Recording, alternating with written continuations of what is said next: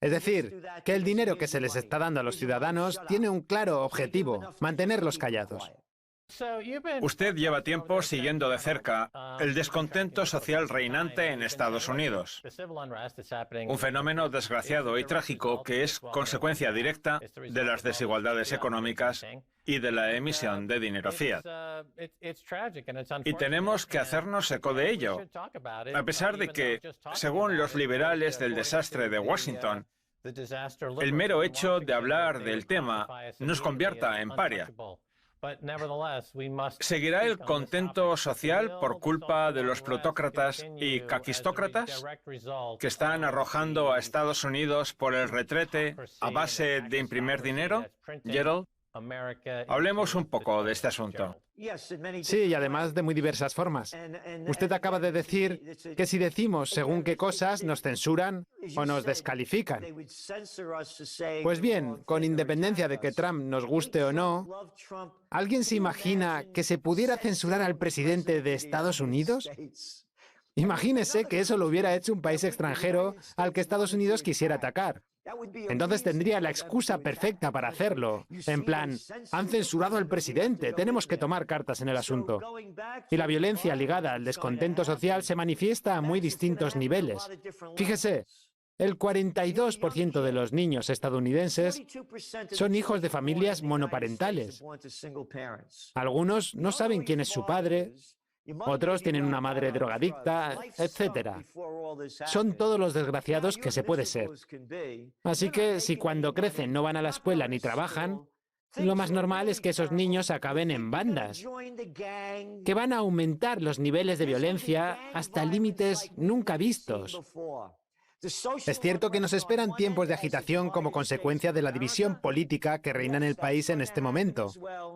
Pero la violencia social va a ser aún más importante. Ya lo dijimos cuando se empezaron a cerrar negocios. Cuando la gente se queda sin nada, lo pierde absolutamente todo, incluidos los valores.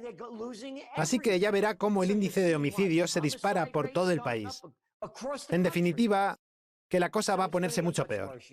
A mí lo que está ocurriendo en Estados Unidos me recuerda a lo sucedido en Ucrania con el Maidán y la denominada Revolución Naranja, en la que participaron algunos cargos públicos de Estados Unidos que ahora están siendo elegidos por el nuevo presidente para formar parte de su gabinete. Y es que usted y yo, que ya tenemos unos cuantos añitos, sabemos que la política exterior estadounidense siempre se ha caracterizado por la participación en estas revoluciones de colores y golpes de Estado, con el objetivo de arrebatarles la riqueza a esos países y trasladársela a los ciudadanos de Estados Unidos. Pero esa política se está volviendo en contra porque, como se ha quedado sin países a los que invadir, lo que está teniendo que hacer Estados Unidos es invadirse a sí mismo. Ha dado en el clavo. También con el tema de la revolución en Ucrania, o mejor dicho, del derrocamiento del gobierno, en el que participó Victoria Nuland, repartiendo galletitas. Mire, esto se resume en una sola frase. Ha vuelto el gobierno de Obama, básicamente. Y esa repetición va a resultar desastrosa. No por la composición de este gobierno en concreto, sino porque todo el sistema es una farsa. Por cierto, voy a leerle una noticia de hace pocos días. El déficit público de Estados Unidos en los 3 primeros meses del ejercicio presupuestario sube el 60,7% con respecto al mismo periodo del año pasado, hasta alcanzar la cifra récord de 572.900 millones de dólares. ¿Y ahora qué van a hacer? Pues inyectar otros 1,9 billones de dólares, que por cierto me encanta esa cifra, porque si alguien dice, bueno, ¿por qué no inyectar 2 billones? ¿Podemos hablar de 2 billones? Rápidamente le contestan, no, son 1,9, no están tan mal.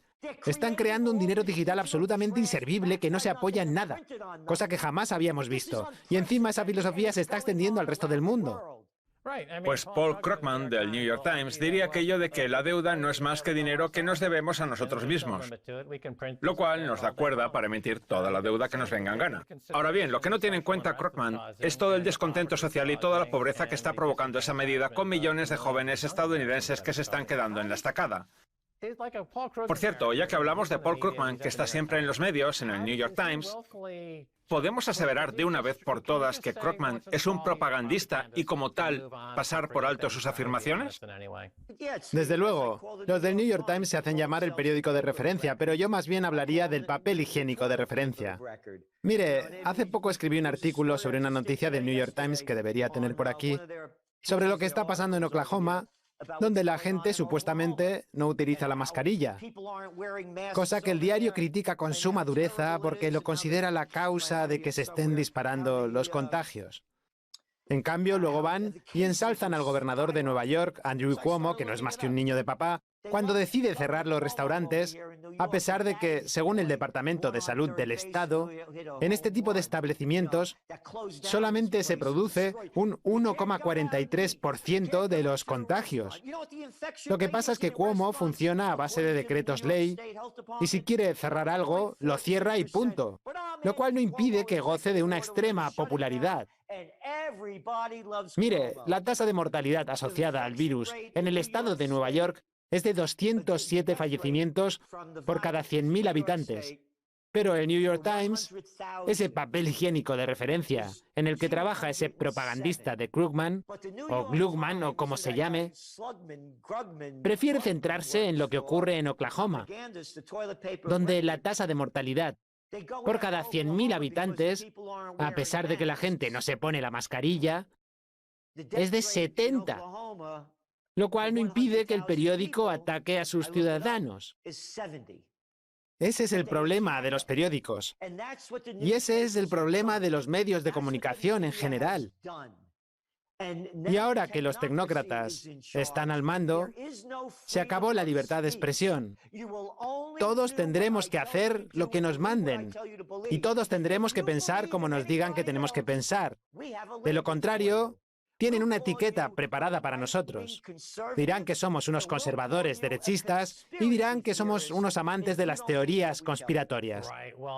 Cierto, es que el New York Times no vende demasiados ejemplares en Oklahoma, Gerald, así que ese estado es prescindible para ellos. En fin, déjeme hacerle una pregunta sobre economía.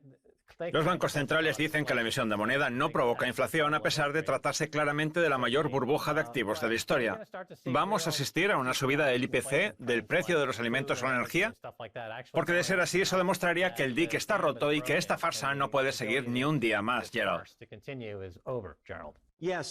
Yo lo denomino arrastraflación, con una economía que va a seguir arrastrándose y una inflación que no va a dejar de subir. Además, como usted sabrá, los datos de inflación que están manipulados desde la época de Bill Clinton son en realidad mucho más elevados que los oficiales. Porque si la inflación y el IPC suben, entonces tienen que aumentar las ayudas sociales y, claro, eso no les gusta.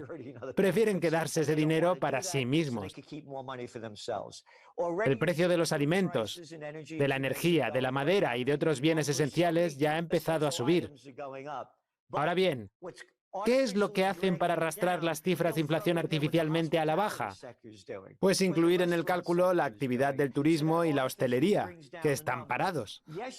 Y aún así no van a poder evitar que la inflación se dispare, que por otra parte es algo completamente lógico a tenor de toda la moneda que están emitiendo los bancos centrales de todo el mundo.